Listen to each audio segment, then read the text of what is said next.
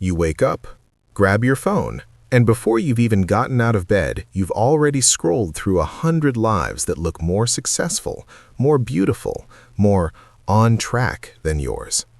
And somehow, without anything terrible happening, you already feel tired in a way coffee can't touch. This is a kind of tiredness that doesn't show up on medical tests.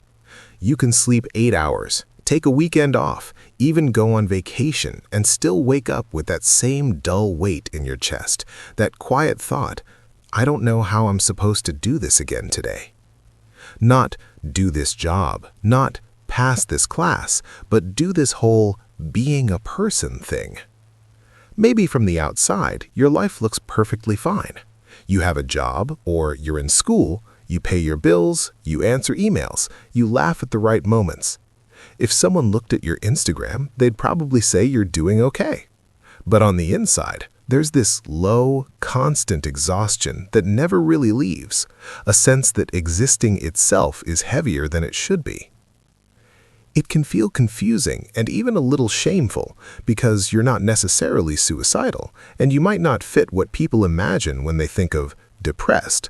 You're functional, you show up, you keep going. And yet there's this numbness, this distance, like you're watching your own life through glass instead of actually living it. In a world that won't stop shouting at you to hustle harder, be grateful, and live your best life, it can feel like there's no safe way to say, I'm just tired of existing. Tired of performing, tired of chasing goals you're not even sure you want, tired of pretending you're excited about a future that feels more like an obligation than a promise. This video is not about giving up on life, and it's not about telling you to just think positive and push through. It's about putting a clear name to a real psychological state that many people in our time are silently living with. A deep existential exhaustion that comes from the constant effort of being alive in a world like this. If you've been carrying that weight alone, this is a space where we're going to talk about it honestly. No panic, no judgment, no toxic positivity. Here's part 2 in English, written to fit about 3 minutes of spoken narration. The roots of existential exhaustion. 3 minutes. When we talk about being tired of existing, we're not talking about one clear cause like working too many hours or not sleeping enough. It's more like a heavy wave made of many smaller currents, your personal history, the expectations placed on you, the way your brain reacts to long-term stress, and the chaos of the world you're trying to live in. For many people, this exhaustion starts with living a life that doesn't really match who they are inside. You spend years doing what you're supposed to do, getting the degree, keeping the job, paying the bills, making your family proud, while rarely touching the things that genuinely matter to you. That long-term mismatch between who I am/what I value and what the world tells me I should be slowly turns into pressure, like wearing a mask that gets heavier every year. Then there's the layer that comes from modern culture itself. We live in a world that measures human worth in productivity, success, and constant self-improvement, while social media surrounds you with carefully edited lives that look happier, richer, and more meaningful than yours. When you're told every day that you should be optimizing yourself, chasing bigger goals, and living your best life, it makes perfect sense that just existing can start to feel exhausting. Sometimes existential exhaustion grows out of pain and disappointment. It might be one big loss, a breakup, a death, an illness, or it might be a long chain of small hurts, rejections, and failures that never really had space to heal. Each one quietly chips away at your sense that the world is fair, that your efforts matter, that things will eventually get better, until hope itself starts to feel risky. Beneath all of this, there's also your nervous system trying to cope with chronic stress. When you spend years in a state of tension, loneliness, or pressure, your brain can get stuck in survival mode. Sleep gets worse, joy feels muted, it's harder to focus, and harder to believe that anything you do will really change your life. At that point, it isn't that you're weak, it's that your whole system has been running on emergency power for too long without a real chance to recover. All of these layers, personal, social, emotional, biological, stack on top of each other and slowly create what we call existential exhaustion. Not just being tired from what you do, but being tired from the ongoing effort of being a person at all in a world like this. Understanding these roots is the first step towards easing off the self-blame and seeing your exhaustion not as a personal failure, but as a very human response to very heavy circumstances. Existential exhaustion doesn't always look dramatic from the outside. Most of the time, it shows up in small, almost invisible ways, in how you feel, how you act, and how you think about yourself and your life. Group 1. Emotional signs. One of the first emotional signs is a loss of genuine excitement about the future. On paper, you might still have goals, a promotion you're working toward, a degree you're finishing, places you want to visit someday. But when you actually imagine getting there, it feels flat, more like checking a box than moving towards something alive and meaningful. Another subtle sign is the way joy changes. You can still enjoy things in the moment, a good meal, a funny show, time with a friend, but the feeling fades almost immediately, and you're left wondering if it was worth the effort it took to show up. It's not that you can't feel pleasure at all, it's that your energy to invest in it is so low that even good things start to feel like work. Group 2. Behavioral signs. On the behavioral level, existential exhaustion often looks like procrastinating on the simplest tasks. You might find yourself putting off things that technically take just a few minutes, showering, responding to a text, getting out of bed, even though you know they'd probably make you feel a little better once they're done. It's not laziness, it's that every action feels like it costs more energy than you have. There's also a quiet withdrawal that can be easy to miss. You start living on minimum safe mode, going to work or school, doing the bare essentials to avoid crisis, but saying no to almost everything extra. Calls, plans, hobbies, even conversations that used to feel easy. Your life shrinks to the smallest version of itself that still looks functional from the outside. Group 3. Thoughts about yourself and your life. Cognitively, a lot of people describe feeling like they're watching their own life instead of living it. It can feel as if you're behind glass or looking at yourself on a screen, present but not really in the scene, going through the motions while a part of you stands off to the side and observes. And then there's the question that keeps looping in the background. What's the point of all this?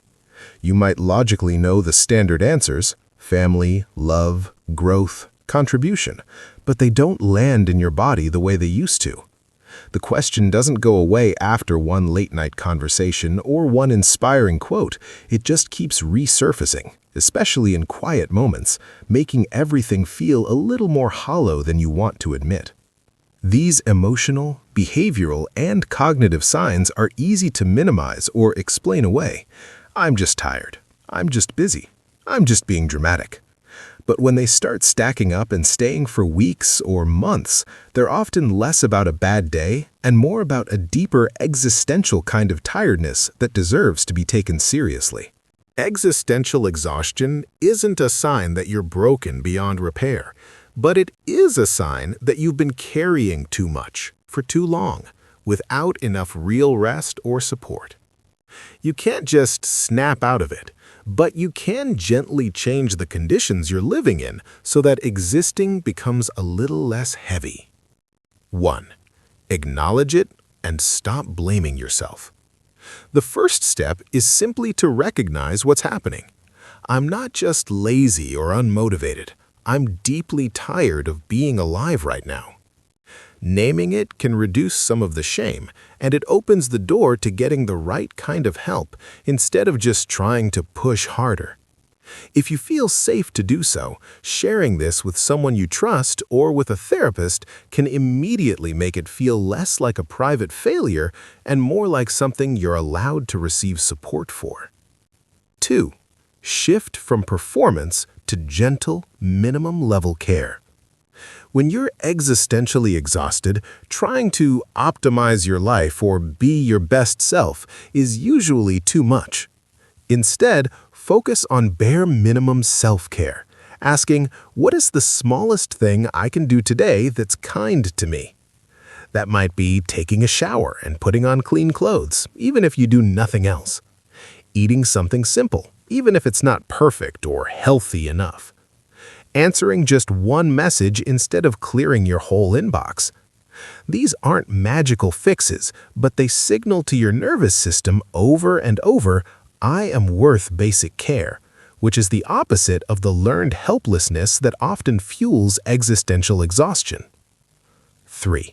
Rebuild meaning in small, lived moments.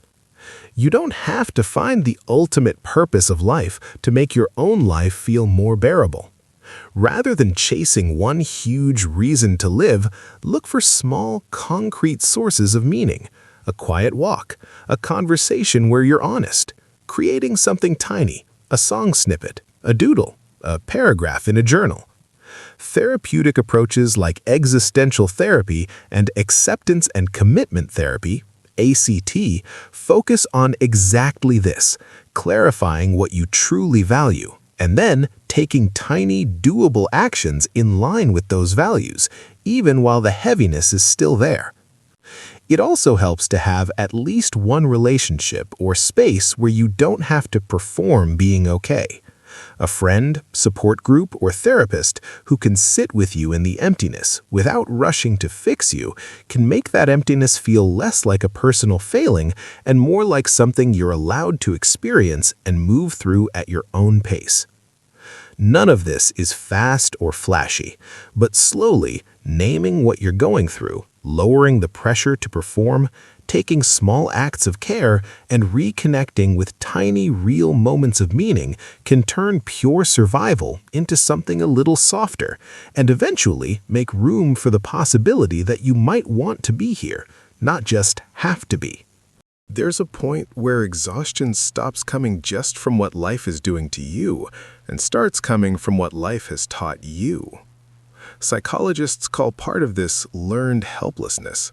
After being hit with enough situations you couldn't change, your brain quietly starts to believe nothing I do really matters, even when change is still possible. Maybe you've been in that cycle. You tried switching jobs, changing cities, going back to school, starting therapy, building new habits, reading self-help, reinventing yourself more times than you can count. And each time, things got a little better for a while until they slipped back again, or something else fell apart, and you were left standing in the same familiar emptiness with a little less hope than before. After a few rounds of that, it's not just disappointment anymore. It becomes a lesson your nervous system takes very seriously. Trying hurts, hoping hurts, caring hurts. So, without you consciously deciding it, a part of you starts to back away from effort itself. Why pour energy into a future if every time you reach for it, it cuts your hand? This is where existential exhaustion and learned helplessness start to blend. You're not just tired from what you do each day, you're tired from the belief that whatever you do, the ending will be the same anyway. So you pull back, you apply for fewer jobs, you stop reaching out, you stop starting new projects. Not because you don't want a better life, but because your body has learned that effort equals pain, and it's trying to protect you. On the outside, this can look like giving up, laziness, or no ambition. On the inside, it feels more like standing in front of a locked door you've already tried to open 100 times. Even if someone tells you, look, it's unlocked now, your whole system remembers all the times it wasn't, and you just can't bring yourself to grab the handle again. It's important to say this clearly. Learned helplessness is not stupidity, and it's not weakness. It's a survival strategy your mind and body developed in response to real experiences where you didn't have control. The tragedy is that it keeps running even after the situation is changed, so you stay stuck in a smaller life than you deserve because it once felt safer to stop hoping than to keep getting hurt. In the next part, when we talk about ways forward, a big piece will be gently unlearning that message, proving to yourself in very small, safe ways that not every effort ends in pain, and that some doors do open now, even if they didn't before. There's a cruel irony to existential exhaustion. The more overwhelmed you feel, the harder it becomes to say anything about it out loud. For many people, silence doesn't mean they're fine. It means they don't see a safe way to tell the truth. When you say something like, "I'm tired of existing," people often panic. They may immediately jump to the worst-case scenario, assuming you're suicidal, unstable, or in crisis, and react with fear, urgency, or attempts to fix you on the spot. Even if their intentions are good, the message you get is, your feelings are dangerous. They scare people. They need to be managed, not understood. After one or two reactions like that, it's easy to decide it's safer not to be honest at all. On top of that, there's still a strong stigma around mental health struggles in general. Many of us grow up hearing that needing help is weakness, that other people have it worse, or that feeling this way when your life looks good on the outside makes you ungrateful. So instead of saying, "I'm exhausted by being alive," you downgrade it to, "I'm just tired," or "I'm stressed," and you keep playing the role of the functional, okay person, while your real experience goes underground. Research shows that this kind of secrecy doesn't just protect you, it also deepens isolation and hopelessness. People who fear being labeled or judged for their mental health often hide what they're going through, withdraw socially, and feel less and less authentically connected to others. The result is a painful double life. On the surface, you're fine. Underneath, you're drowning, and the gap between those two selves becomes another source of exhaustion. So, when you stay silent about being tired of existing, it's usually not because you don't want support. It's because past reactions, cultural messages, and stigma have taught you that speaking honestly might cost you acceptance, safety, or dignity, and in a way, that forced silence becomes part of the weight you're already struggling to carry. When you're exhausted by existing, a lot of the advice people throw at you doesn't just miss the mark, it quietly makes things worse. It tells you in one way or another that your feelings are wrong, inconvenient, or something you should be able to fix by sheer willpower. One of the most common unhelpful responses is simple minimization. Everyone's tired. You're just overthinking. Other people have it way worse. Comments like these might be meant to comfort you, but what they actually do is erase your experience. You walk away not only exhausted, but now also guilty for feeling how you feel. Ashamed that your pain doesn't seem bad enough to count. Then there's toxic positivity. The idea that the right attitude can fix anything if you just stay positive, look on the bright side, or choose happiness.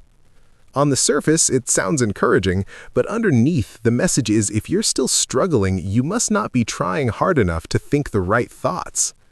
Instead of feeling understood, you feel defective, like you're failing at even the most basic self-help instruction. Be grateful, be optimistic, be better.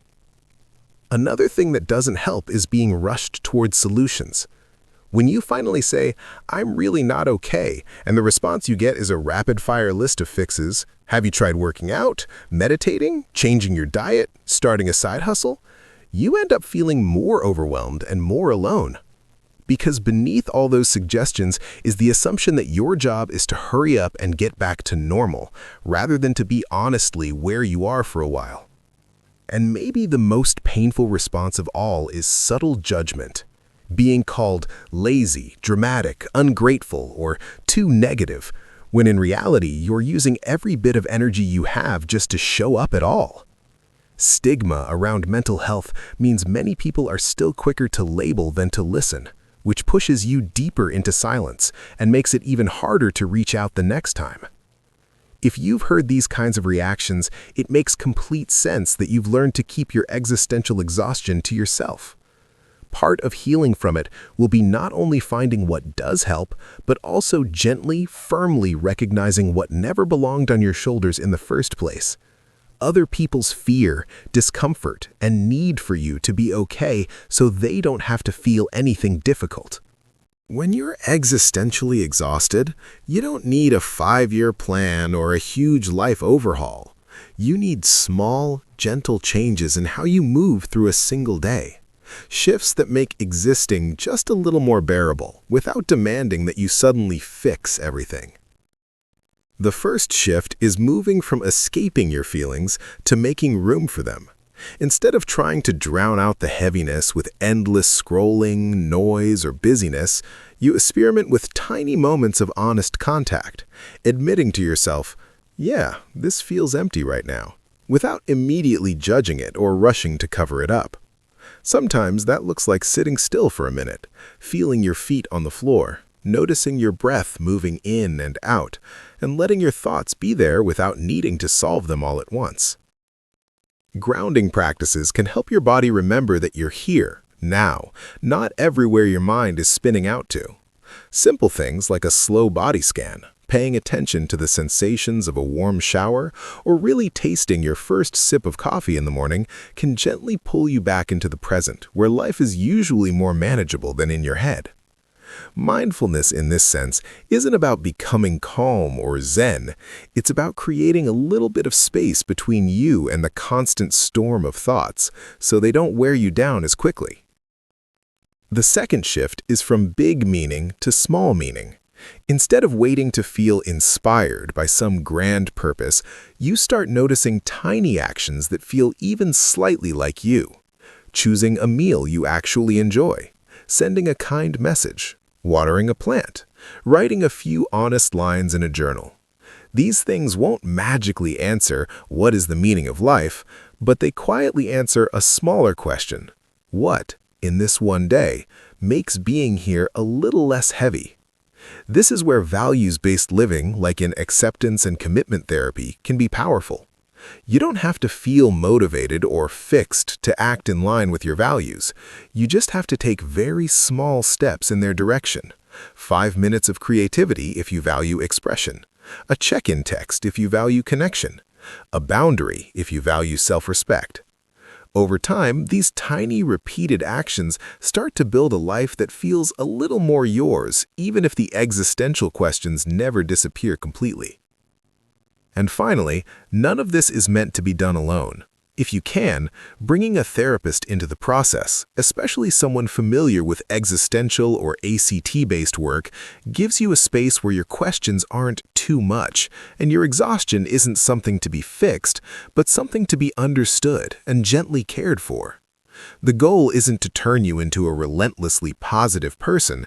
It's to help you build enough safety, support, and small, real moments of meaning that being alive feels just a bit less like a burden and a bit more like something you might, someday, want to lean into again. If you've seen yourself in any part of this video, there's something you need to hear very clearly. Feeling tired of existing does not mean you're failing at life. It usually means you've been carrying more than a human nervous system is built to hold for far longer than anyone should have to, often without the rest, support, or understanding you actually needed. A lot of you are not exhausted because you've done too little, but because you've done too much. For too many people, for too many years, often while pretending you were fine.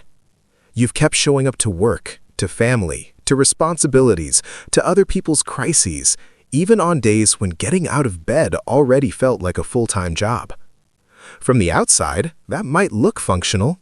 From the inside, it's survival mode, white-knuckling your way through each day, living on obligation instead of desire, autopilot instead of genuine want. Here's the thing. Surviving like that is not something to be ashamed of. Sometimes, I'm here because I feel like I have to be here is the only honest place you can stand. And as some mental health advocates point out, living out of obligation can be a valid short-term strategy when you simply don't have access to anything more hopeful yet. The goal isn't to shame you out of that place, but to gently remind you that this doesn't have to be the final version of your life. You are allowed to exist at the bare minimum and still count. You are allowed to have days where the win is, I took a shower, I answered one message, or I made it through today without hurting myself, and to call that enough for now.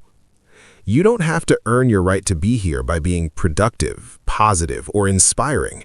Your existence is already valid, even when all you can do is breathe and endure. And somewhere in the background of all this exhaustion, there is still the possibility that your relationship with existing can change. Not in a big cinematic moment, not because you suddenly discover a grand purpose, but over time, with rest, with support, with tiny acts of care and meaning, the weight can shift just enough for a new thought to appear. Maybe, one day, I don't want to be here only out of obligation. Maybe I actually want to be here.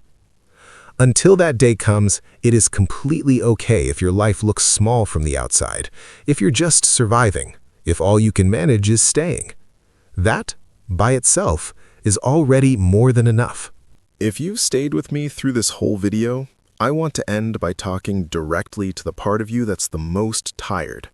Not the part that performs being fine, not the part that keeps functioning, but the quiet, worn-out part that wakes up and thinks, I don't know how I'm supposed to do all of this again. Everything we've talked about, existential exhaustion, learned helplessness, survival mode, is not proof that you're weak or broken. It's proof that you're human in a time and a world that ask far too much of human beings and give far too little space for honest struggle in return. Feeling drained by the sheer act of being alive doesn't make you ungrateful or dramatic. It means your system has been running on empty for a long time, often while still showing up for everyone and everything around you. You are allowed to be exactly where you are right now. It is okay if you're not chasing big goals, not thriving, not sure what the point of anything is. It is okay if today's victory is simply that you stayed, that you breathed, that you didn't disappear, that you gave yourself one more day than you wanted to.